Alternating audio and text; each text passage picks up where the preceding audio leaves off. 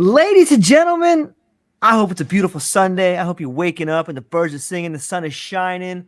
I hope you've decided that you're going to take the next step in becoming the most authentic version of yourself. I got an incredible guest today, an incredible show.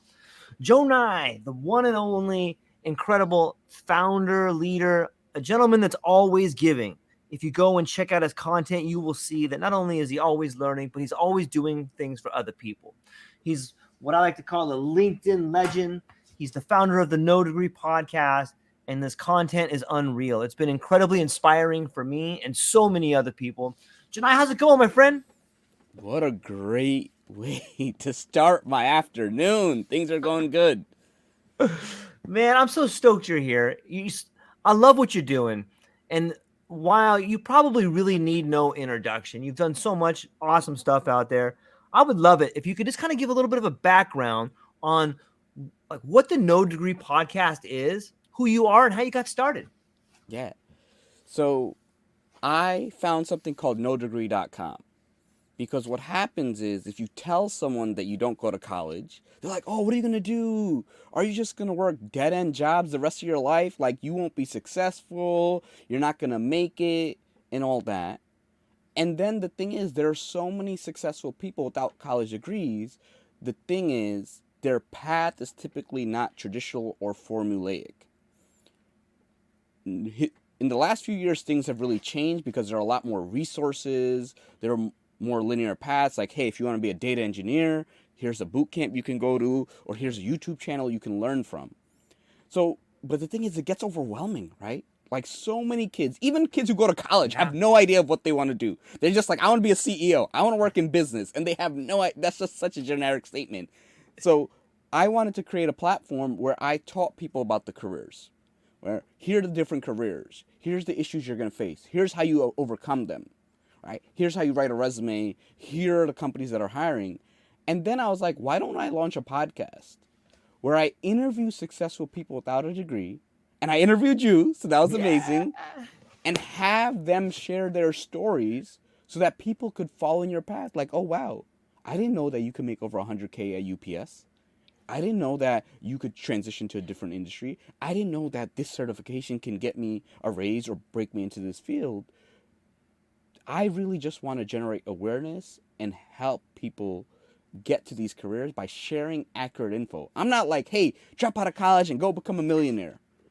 It's possible, but I'll say, hey, here are the steps. Here are the challenges you're going to face. Here's what you need to do. Here's the work that you need to put in so that you can maximize the chances of that happening. Yeah, it's amazing to me that there's so much societal pressure, it seems, on kids and even on parents to get your kids like this best possible education. However, it does seem, especially in the last maybe 15 years, this idea of a traditional education no longer fits with the workforce that is emerging today. Like there's so much technology out there, so much experience, right? Yeah, so here's the thing.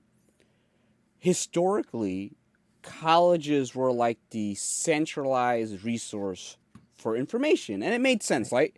Sure. The internet wasn't as accessible, it wasn't as developed, and as you saw like the rise of internet speeds and accessibility of technology, you had experts sharing info. You had people sharing YouTube channels.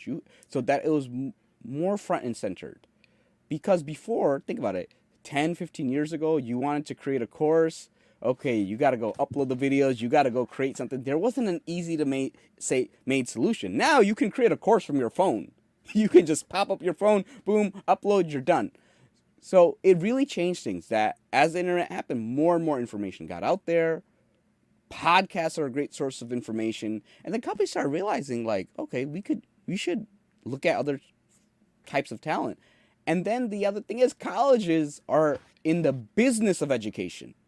A lot of people will be like, oh, this person is educated. They went to college. And I tell people, education is a state of mind. It's a constant thing you do. Someone who reads books, multiple books a week for years is educated. I think it was something like 40 to 60% of college students never read a book after they graduate. So how are they educated? Yeah. And I'm not saying books are the only form of education, but that's way too high of a percentage to not be reading. And so I just don't like the premise that just because someone doesn't have a degree that they're not educated, that they're not impacting society. The other thing is that every job has value in society because the doctor, right? Doctors are looked at, oh my God, they're so amazing. And some of them are, but they're just like people. Then you have the doctor needs the nurse, who needs like the assistant, who needs like the janitor, who needs the ambulance driver, and the ambulance driver needs like a mechanic, right? So people will look at doctors like they're so amazing, they help people, and it's like the ambulance driver help people, and they're first on the scene too. So why don't they get the credit just because someone has a longer process? At the end of the day, like, why would you devalue anyone in the process? Yeah, it's a great point. I remember hearing a story from I remember hearing a story a while back where a gentleman was telling me about a book he had read about NASA and how when we had the space race and the program, one of the main engineers went into the NASA headquarters, like, in the early '60s, and they saw the janitor, and they're like at 1 a.m, and they're like, "What are you doing here, sir?" And he's like, "I'm putting a man on the moon."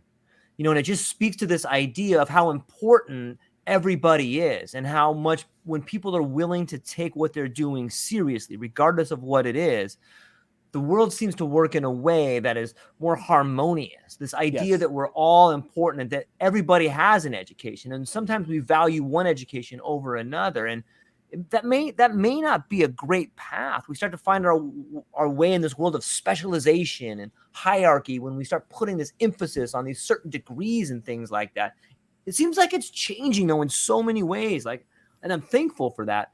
What do you see? Do you see this as a pattern that's continuing to emerge? Will we continue to go this way with the way in which the internet is increasing and definitions are changing and the world is changing? Yeah, of course, because colleges are slow to adapt and they're freaking Yeah. expensive. They're in the business of Yeah. education. They have no problem charging you an arm and a leg.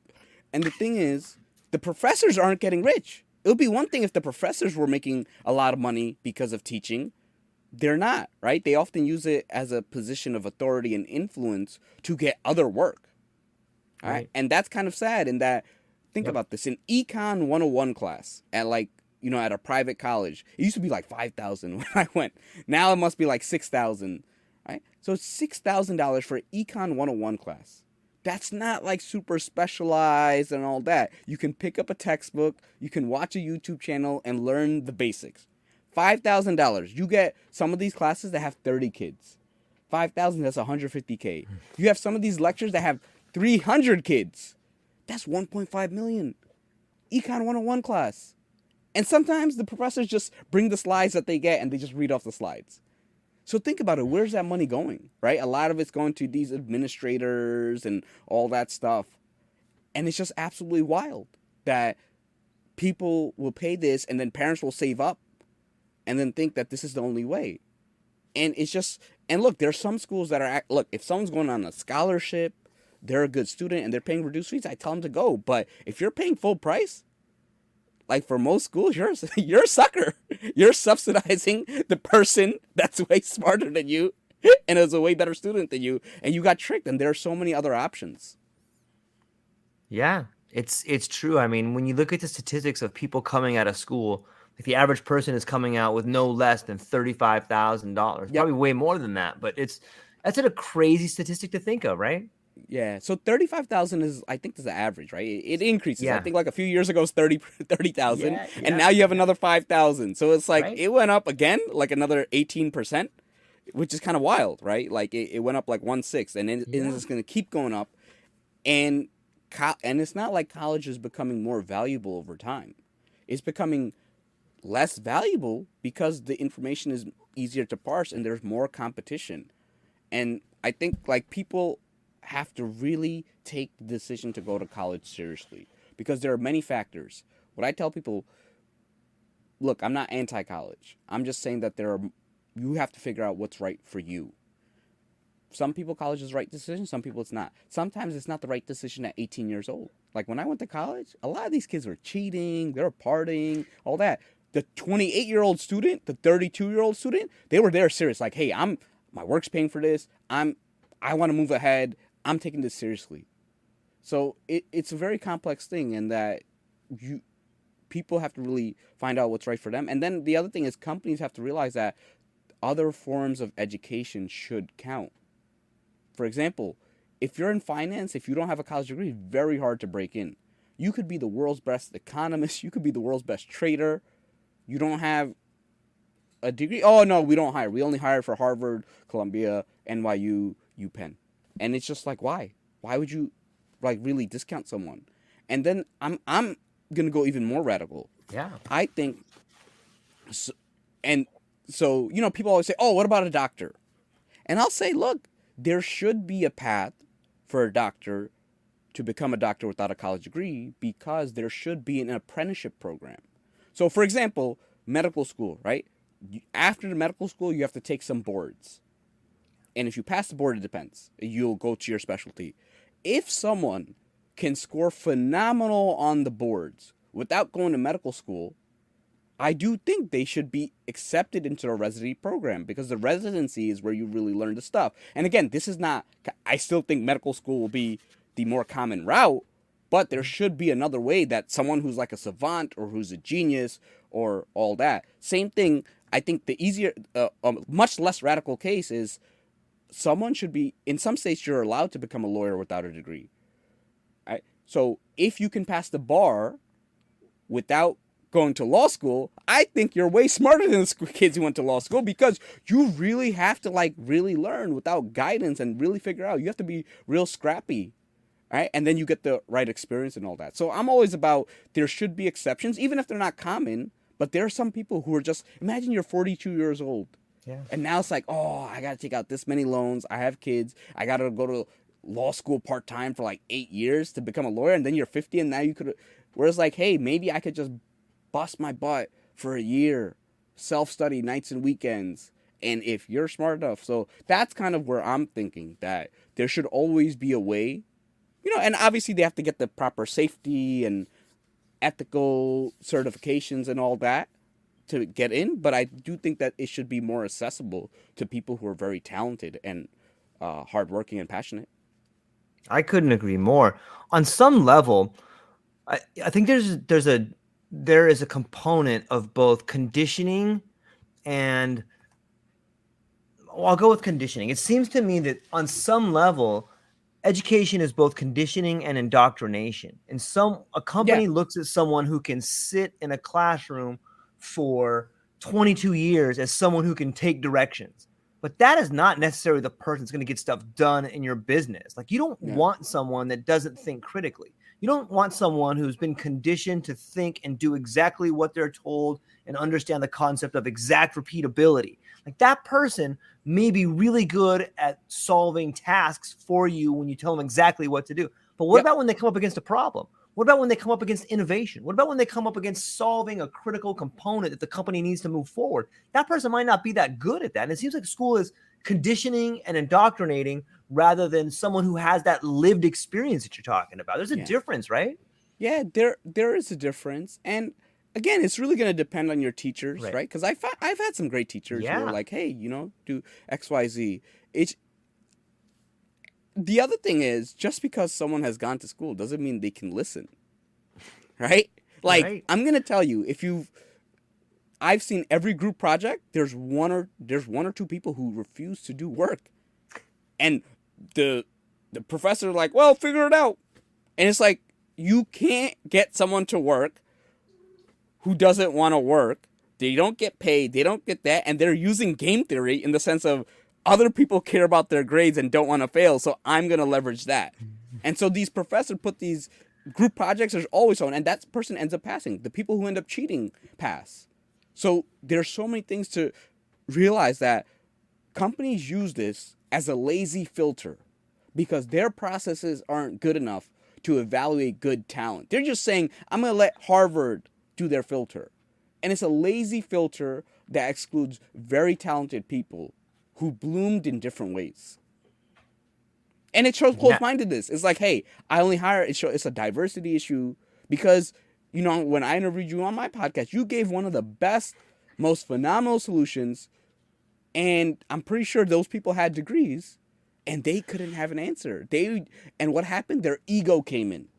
There are Yeah. plenty of people who go to school who have egos, right? Who are jerks, who are Yeah. all that. So you really have to expand your mind to make sure that someone like you is actually looked at. Yeah. Thank you for that.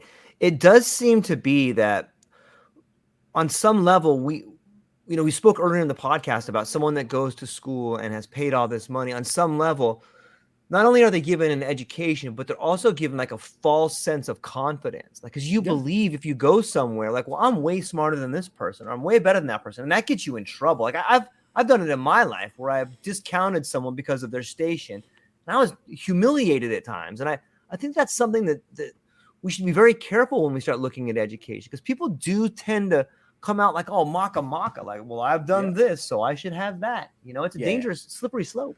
Let me tell you, true education is knowing you don't know everything. That's true It's education. so True true. education is knowing that you can learn from the 8-year-old boy who's like interested in insects. Right? It's making sure you have different perspectives. And here's the other thing: you'll see some people who are very qualified, and then they'll have like a stupid opinion on another topic. Like someone will kind of tell you, like maybe they're a doctor. Just because they're a doctor doesn't mean they're the right person to talk about the car industry or XYZ. And not saying that they're the wrong person, but just because someone's educated in one area, they sometimes they have knowledge gaps, and oftentimes they do have knowledge gaps because they've dedicated so much of their time to one area that they have knowledge gaps in another area. Everybody's going to have knowledge gaps. We cannot know everything, and that's why I'm always a fan of, look, you know what, if I wanted to learn some advanced thing, I'm going to look for a specialist in that. I'm not necessarily going to look for their perspective on other things unless I know that they have actually dedicated a good amount of time to get unique perspective. But I've seen people just have wild opinions on things, and you're like, well, okay, that's a little weird. I'm definitely not going to ask you for your opinion on that. Yeah, it's such a great word. When you go to get an expert opinion, you should realize that you're getting an opinion, and you yourself should be doing your own research to match up what you have learned against this expert opinion, because there's probably a lot of good stuff in there. But if you just see it as not gospel, but okay, this is this person's lived experience and their expert opinion, let me take that with what I know and then make the decision. But Yeah. too often we take what those people say as gospel. Too often we take, well, this person is this, so we should do what they say, especially when it comes to, end of life situations or situations where we're very vulnerable, be it your car's broken down or your arm is broken down. When you go to one of Yeah. these professionals, you're like, well, this guy says this, I should do that. And that's, $100,000. It's interesting how emotional decisions are almost made for us by experts. It's kind of Yeah, dangerous. no, it is dangerous. That's why I always say, try to get like a few opinions. Yeah. And then it's like, okay, you know what, I got several opinions. They always say, like, because a doctor can be wrong. Yeah. But it's much harder to find 3 or 4 doctors being wrong on the same exact thing, especially when they specialize. So that at that point, you're going to be like, I'm going to do my research because I saw something on Facebook that says, like, if I look at the sun, my arm will heal. Then you kind of have to really make sure you do your research, but make sure that you have the ability to do research in that area. Yeah, it's a great point.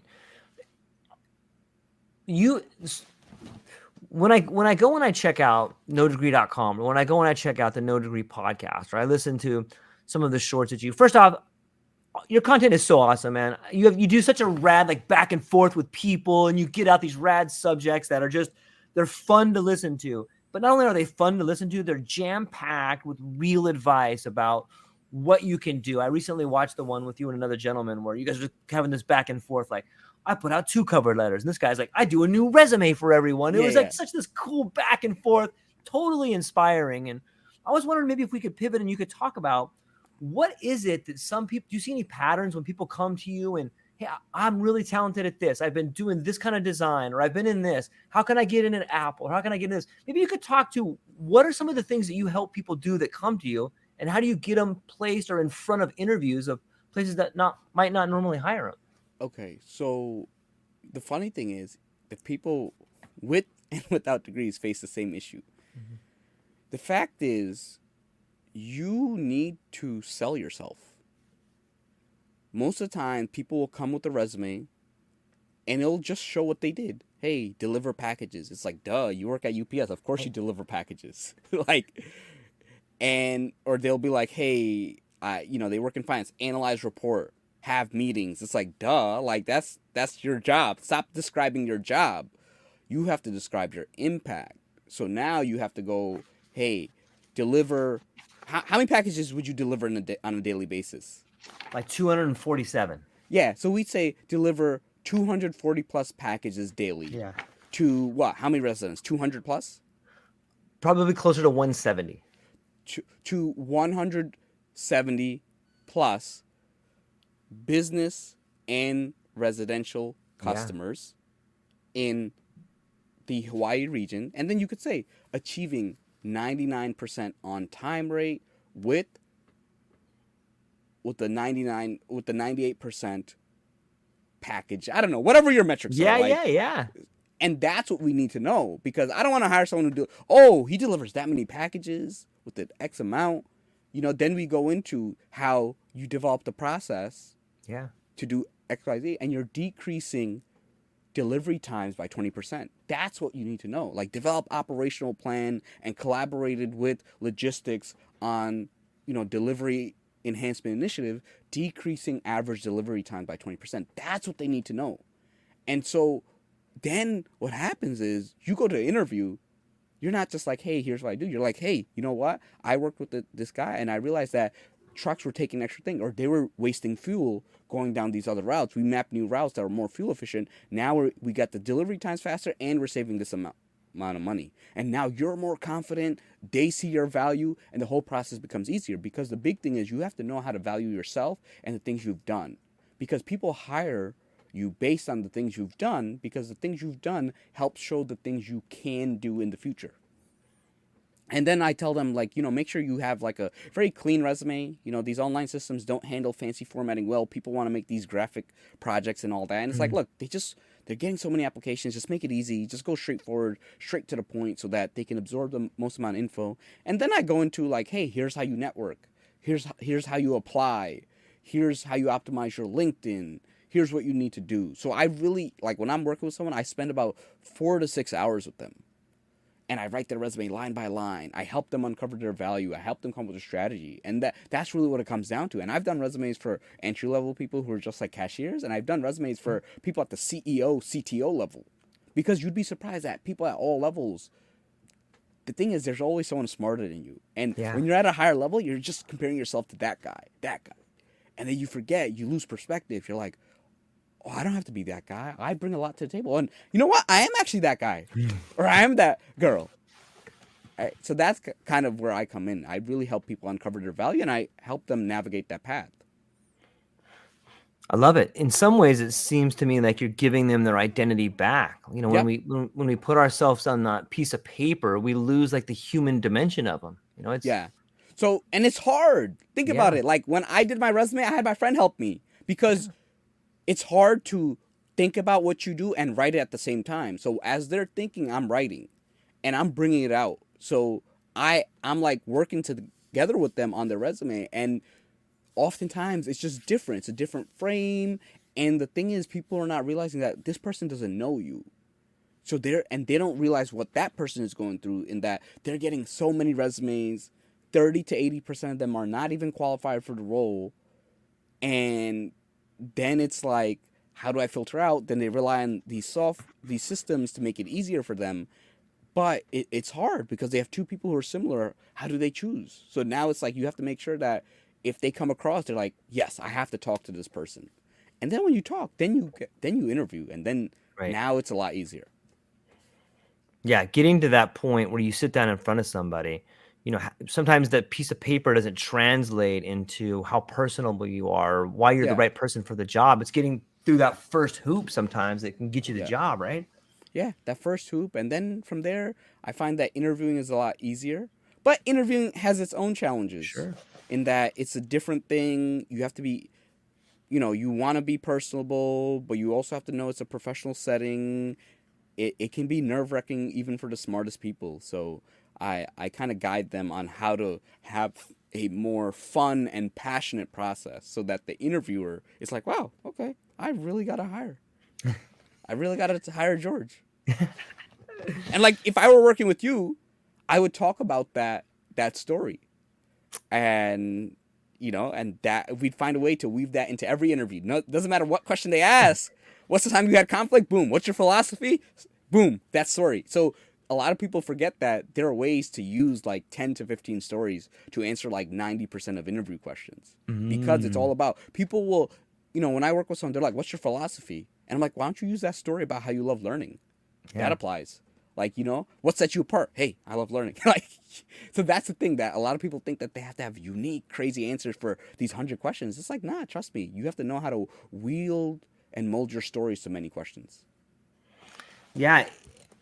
I know for me, and it seems like for other people, sometimes we're afraid of these things. Like we're vulnerable. Like, oh, I can't, you're going to tell this person you were fired. You're going to tell this person, yeah, that's like the best story possible. Like you should definitely do that.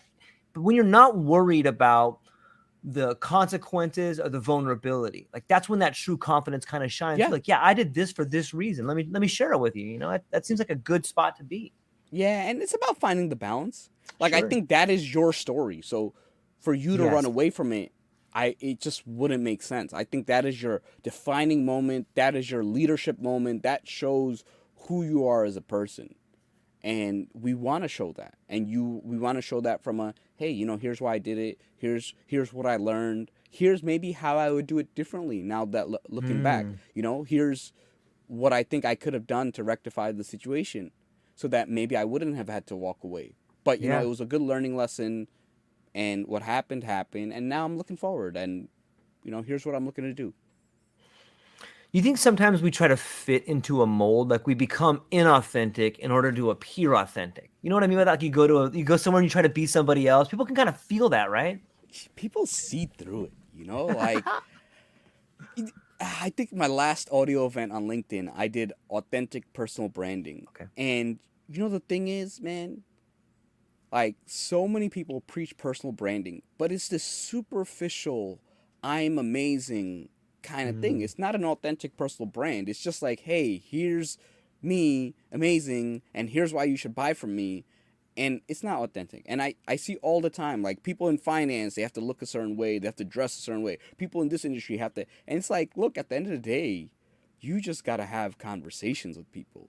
yeah. You just got to put yourself out there and be comfortable, be comfortable in your skin, be comfortable in what you do, in that it doesn't matter if you're in a room with millionaires and billionaires, people in different industries, you are who you say you are. I don't necessarily, I'm not really a suit and tie guy, though I do wear it from time to time, but that's kind of not my style. But I'll go into a room and I'll go talk, and I'll talk to people as if they're people. And I know, look, Yeah. I'm working on cool things. I'm impacting Yeah. people's lives. I'm making a difference. So that carries me. And people are like, wow, how can I help? What can I do? This is so amazing. But it's because I'm comfortable in what I do, and I know what I'm doing is amazing. So if you don't think what you're doing is amazing, or you don't think you're amazing, why would someone else? Right? Yeah. That is a tough one, especially for people who maybe looking for a job, because when you're looking for a job, you either don't have one, you're not happy with where you are, or you can't. It seems that sometimes you feel like you're lacking, and when you come from that place of scarcity, it's like I remember when I was before I found my lovely wife, the woman of my dreams. I was out there trying to find like the right girl, but sometimes people can smell that desperation on you, and it's Yeah, a yeah. horrible perfume, right? Like you're like, whoa, this person likes me too much, man. I gotta get Yeah, away yeah. from them. The same thing with interviews. If you don't believe in yourself, like you said, why would anybody else believe in you? But there's a fine line. You don't want to be some arrogant son of a gun out there that's Yeah, like, yeah, I'm yeah. the best person ever, man. You should hire me. You It's kind of a it, weird thing. you know what? It's that fine line and Yes. balance, in that you have to know what you bring to the table, but you also have to realize other people have value, and you Yes. also have to realize that it's a process of improvement, and that you have to be humble enough that I can learn from other. And then the other thing is, you have to be genuinely curious in other people. A lot of Yes. these really arrogant pricks, they're very insecure, right? They may have this bravado, and it works on some people, but they're terribly insecure, and you can see it in how they approach certain scenarios. So you have to be secure in who you are. So when you're secure in who you are, you understand that you're good at things, you're also bad at things. You understand you have room for improvement. You understand that you're doing amazing things, and you understand that there are some things you need to work on. And that's fine. Whereas arrogant pricks, they think they're perfect. They don't have any room to improve, that it's always their way. But when you're humble enough, like, you know what, George, your way is better. You know what? When it comes to that stuff, I need to really ask you. Like, I know I'm not as good like operations. I'm not the operations guy. My business partner is, because I'm the type like, hey, let's go on a trip. It's like, well, did you bring your passport? Did you bring this? I was like, yeah, you know what? I need that. Oh, well, did you realize you have this other meeting tomorrow? I was like, yeah, I got to move that around. So that's not my strong suit. I'm really good at certain things, that creative aspect and all that. So it's realizing that, hey, I need good people around me if I want to get to where I want to go. And I can't do it without them. But I also know myself enough in that I also play a critical piece in the things moving forward. So it's that understanding that your place in the system that you've created for yourself. I love it. There's a rapper from Oakland called Too Short, and he has this song called "Get In Where You Fit In." Yeah, I And love it's it. so true, man. It's like, okay, where do I fit? And I've been super fortunate to sit down with so many cool people. And one little trick that I have learned is that when you sit down and talking to people, truly listen to where they're comfortable at, listen to what they're good at, watch when they smile about what they talk about. And then that can be a spot where you can learn from them, because you can see they're passionate about that. And I think that works for interviews too. If you're listening and looking for the magic in the other person, that person's going to feel that. My grandpa used to say, people may forget what you say, they may forget what you do, but they'll never forget how you made them feel. And I think we could all do that in relationships, and we should do it for each other. You know what I mean? That's a little trip, a little something people can do to make all their conversations and relationships better. And I think it would work in interviews or anywhere. It's worked for me Yeah, pretty well. I'm gonna tell you, like in interviews, if you can get them talking about what they're passionate about, Yes. boom, you've won. And then the other thing is, people are attracted to people who are passionate about what they're doing. So if someone comes in, they may not be the most qualified on paper, but you see, wow, like Jonaed really cares about this. George really cares about this. Like, he's passionate. I've seen the work that he does, the extra time that he's putting in. Like, yeah, this person more qualified, but you know what? I think this person, given a few months, will surpass this other person who's more Yeah. qualified on paper.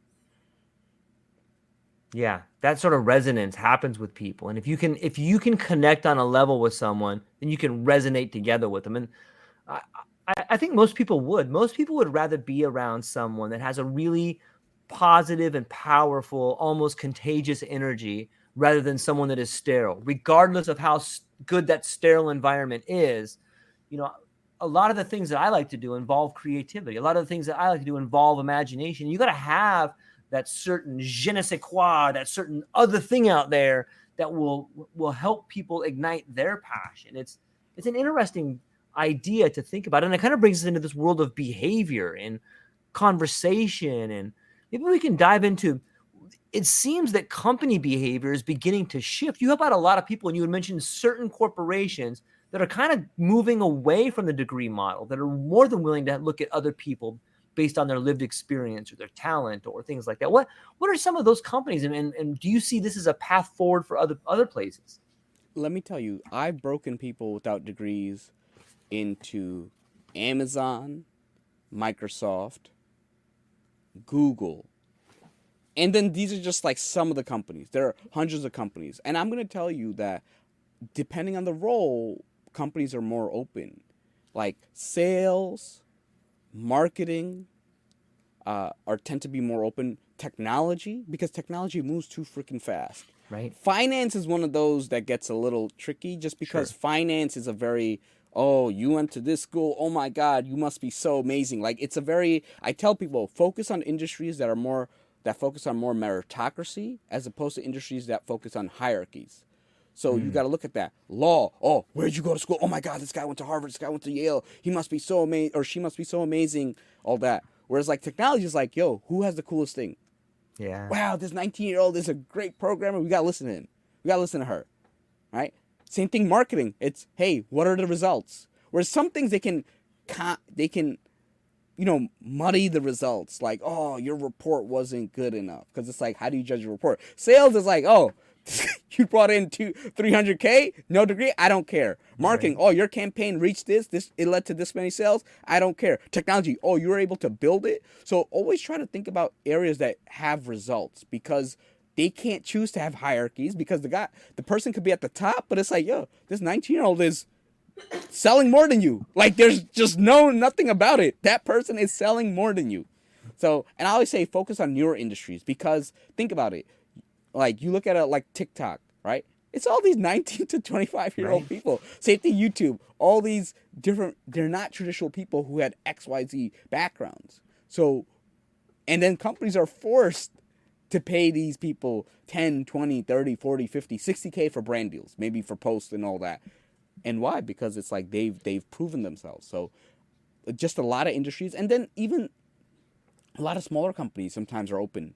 So again, go have the conversation, highlight what you bring to the table, show that you're so qualified that they don't even ask you where you went to college. Yeah. Yeah, it's a brilliant point. It I think it brings up the idea of this new sort of creator economy that's merging. Like, we talk about some of these people that are influencers, or they are branding experts, or they have found a way to create wealth for themselves, and they have their own little vehicle. They can have a CEO jump in the passenger seat and take them for a ride. What do you see emerging in this new creator economy? What does it even mean, the creator economy, you think? So how I view the creator economy is that over time, in some areas, things become decentralized. Mm, So what that means is, historically, if you wanted a commercial, you had to get these actors, you had to go through these agencies, you wanted XYZ.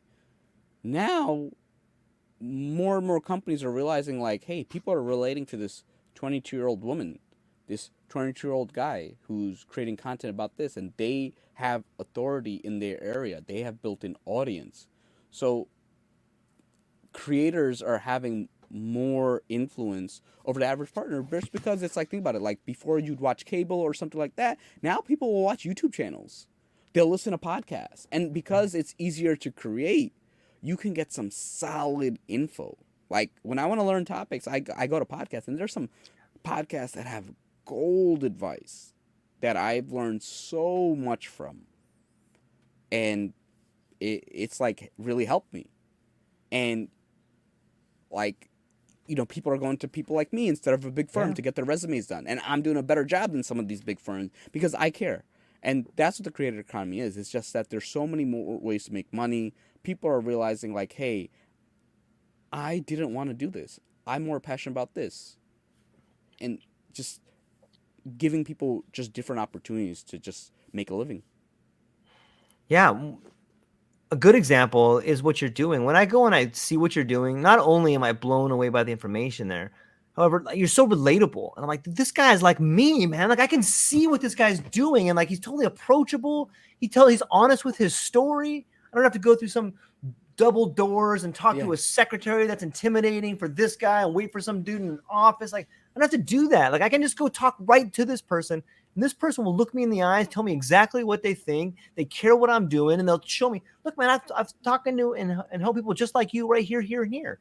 And a lot of the times the information is like free. Like, you're willing to help so many people get their foot in the door to show them, hey, I can do this. If you want to go further, let's do it there. But that's such a better model. It's so much more liberating, and it's so much more functional, and it's so much more free. And it, on some level, it seems like we're moving away from these really restrictive ideas of, you know, education, copyright, all these really hardcore things that have forced people to not have any mobility. Now that's kind of freeing up a little bit. Do you see that, like, maybe the upward mobility for the average person kind of coming back, the social mobility? I mean, it's like tough. I mean, Yeah. because there's a lot that goes into it. I do think there are more avenues for people to move Good. up, but I also think there are a lot more distractions. So it's a double-edged sword, right? Social Yeah. media is a gift and a curse. You can spend your time learning so many things, or you can go down rabbit holes that aren't productive for you. So it's like tougher, that the ability's there, but these algorithms, man. They're like designed to like keep you wasting time and watching that, right? Their incentive is not to make your life better. YouTube, all these platforms, maybe LinkedIn is to get a job, right? Right. But it's to keep you on the platform longer. Like they don't care if you never move up. If you spend 16 hours a day on TikTok, the execs are going to be happy. They're not going to be like, oh man, we're causing XYZ. They're like, that's someone else's problem. So I do think that there are some avenues to move up, but you have to take the action upon yourselves and you have to figure out how do you make it work for you? Because I'm going to tell you, a lot of people learn that they have ADHD because they'll watch TikToks and they'll be like, wow, this describes me. And now they have a good learning source and all that. So then they learn these things, they figure out how to implement and all that. So just like there's a lot of gold on the internet, there's also a lot more junk. And there's probably like 10 times more junk than there is gold. So you have to make sure, like, are you focusing your time on the right things? Yeah, it's a great point. And I think it speaks to the evolution of education and where we are right now at this crossroads. You've spoken quite a bit about the world of AI and what it could be doing, not only to teach us, but what it could be doing to the future job market. I was wondering if you could elaborate, maybe just some thoughts on AI. Yeah, so I have a different opinion on AI. A lot of people say, oh, it's going to automate jobs away. What I say is AI automates tasks. Mm. And if your job is all tasks, it's going to be automated. What I think is AI enables people to be more productive. Yeah. And it's going to shake up industries and make things different. And that's how things have always done, right? Like the typewriter changed things, right? The computer changed things. The internet changed things. But you get innovation, you get differences. But you as a person need to understand, how can I use AI to change things? What are the benefits of AI? Where will AI hurt me? You know, where will it, like, where is it not a good use? So I think AI is meant to fill the gaps so that you can spend more time focusing on the things that you like and that make you more productive.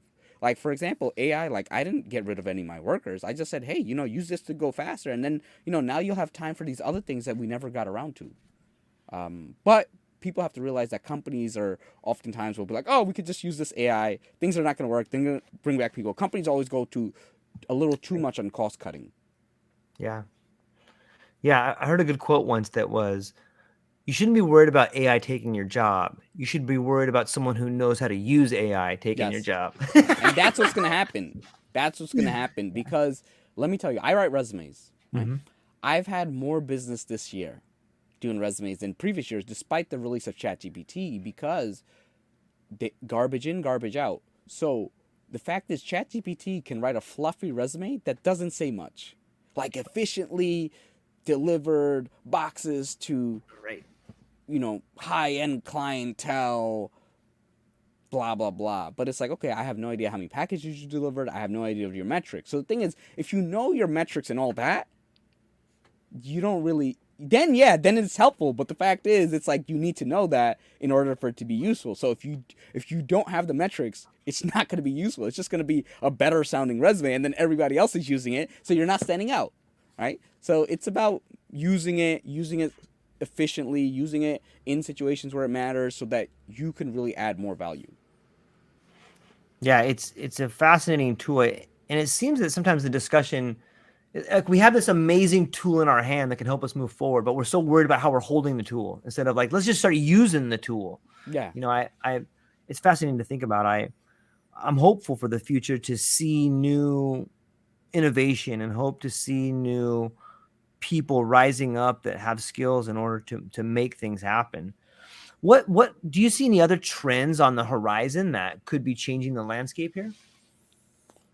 Honestly, I think AI still has to develop a lot, and I think the future of AI is customized AI. Like my friend has a company, and it's AI, but it's AI for a very customized use. Mm-hmm. And I'm using AI tools, but like, for example, I'm going to use one that's just on podcast, show notes, transcript, and it's just for that purpose, right? Whereas, like, you know, the general AIs, it's not fine-tuned for a specific purpose. So I think that's where I see the future of AI.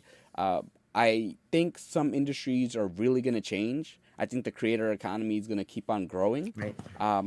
I think the world's going to get more complex and things are going to change just because it's like more and more countries are gaining power, and that changes just the relationship between countries and what happens and all that. So I think more areas of the world will develop, but it's such a complex thing that I always tell people, just try to be a good person and try to uplift the people around you and try to make the world around you better. I think if everybody has that goal, we go pretty far. Yeah, I agree. On the topic of podcasts, I've only recently begun to see them as both a service and a product. It seems that in so many ways, the podcast is a long form interview or a short form interview, but it's something that someone can always have in their portfolio that they can point people towards. So in some ways, you're providing a service and a product simultaneously. I'm wondering, do you ever think about it like that, or what do you think is the podcast as a thing, and what do you think it might be moving forward? Might it too continue to adapt and change? I think the podcast is a content marketing tool. That's how I've always viewed it. And I Okay. love viewing it as a product and a service, but it's a very interesting product. So I see it as a service in that I charge a good amount of money. Like typically when I'm working with someone, I'm charging like $100 to $250 an hour, and it depends on the time and arrangement, all these other things. And I understand not everyone's in a situation to afford that, right? You don't have money and all that, and I don't want you to be stuck. So then I have like a course, right? So I have like a course, and that's what sponsors my podcast. But the other thing is, I tell people, look, listen to these podcast episodes, get some insight. It's free advice. Yep. Doesn't hurt. And so at least I'm putting them in a better position than they were in. Like, I wish I could help everyone for free, Right. but the podcast allows me to help lots of people for free at scale. Yeah, and it does. There's so much awesome advice in there. I think that's something that's different than so much of the previous economy, where people felt like don't give anything away. Like there's this old paradigm of like, you're giving that away for free. And this economy is like, yeah, I'm going to give that all away for free because I want people to be better. And I think it's that idea of helping people and giving them this information for free that allows everyone to take it to the next level. It's sort of leveling the playing field. And maybe that's why the real creators are beginning to rise. And there's so much competition moving forward, is that, yeah, here's all these secrets out here. You just got to sift through them, but there they are.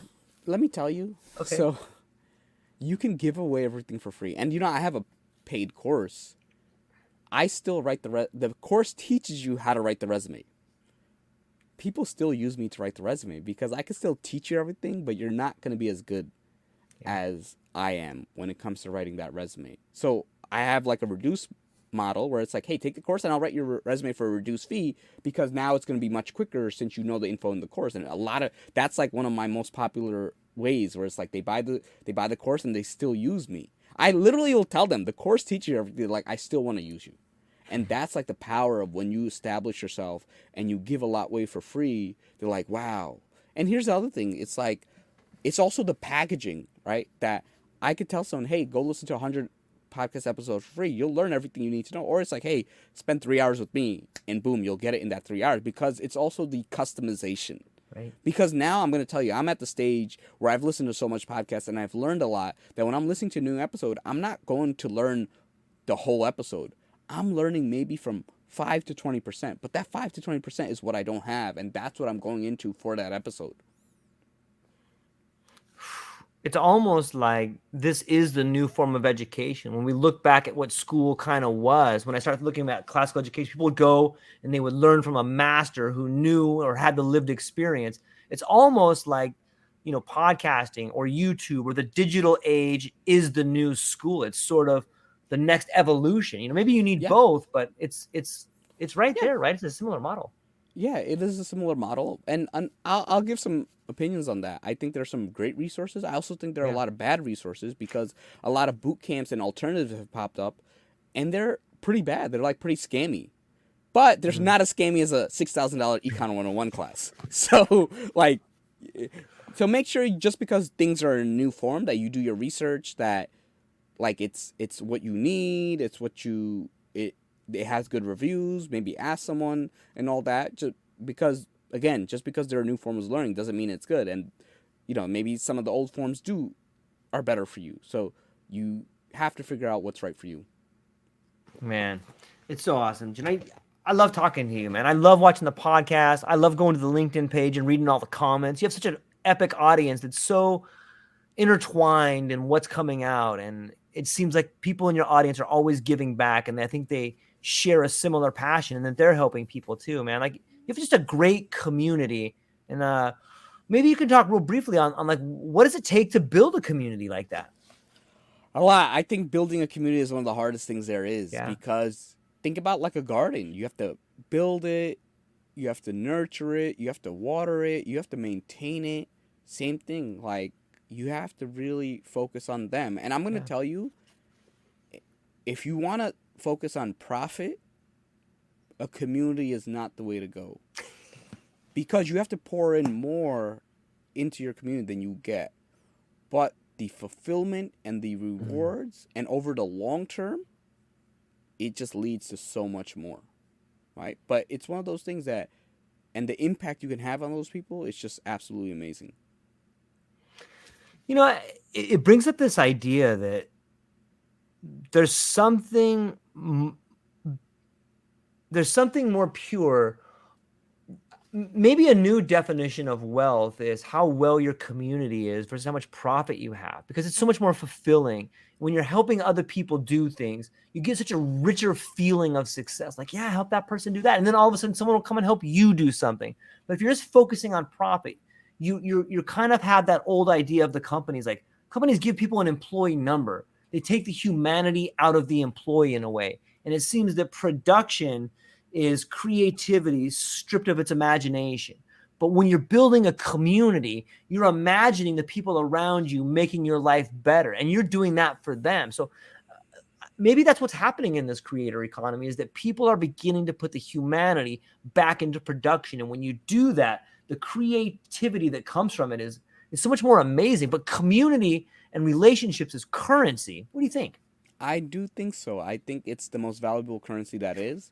While not everyone values it, I do think it's changing, because you're seeing all these companies are like, oh, we need community. And the thing is, I don't think companies will ever get community right, because they're so focused on it from an ROI perspective that a lot of times these executives, they don't understand that. They don't understand community and all that. All right? Because they're in a different, like, just a different lifestyle. I do think this gives smaller groups a chance. So I always say join communities. Like, if I were younger, and what I've always done is I've always joined different communities, like in person, networking, and I've learned so much. And my community has poured back into me in so many ways that I could not have predicted. That's such awesome information. I think the future's bright. I'm not saying it's not without struggle, and I'm not saying that if you don't have the background that society deemed necessary over the last 20 years, it's a bit of a struggle. You got to work really hard. But there's a lot of people that are already working really hard, that should have more, that have this lived experience. And I want to say to everybody out there, if you have fought to be where you are today, then you have the spirit to take you to the next level. If you have fought to be where you are today, then you deserve to have more, and you should be investigating other opportunities out there, because the creator economy that's here and now is providing opportunities for people. And if you have the understanding of how to work hard, then you can do it. But Jonaed, you've been so awesome with all your time, man. I love talking to you, and I want everyone to go and check out your page, check out the NoDegree podcast, check out all the information that you have out there, because you're giving a lot of it away for free. And there's no doubt in my mind how much you love and care about your community. And I think it's one of the best ones people can subscribe to. Before I let you go, man, what do you have coming up? Where can people find you, and what are you excited about? Yeah, so, I mean, you give it all away. So check out NoDegree.com if you're looking for a job. There are a lot of resources on there. I mean, most of them are free. I do have like a paid course, so feel free to check that out. That's more structured, and that's how I fund myself. Then find me on LinkedIn. You know, Jonaed Iqbal. You have my LinkedIn link, so put in the show notes. Yep. And check out the podcast that you and I have about your life, because I want people to know about your life.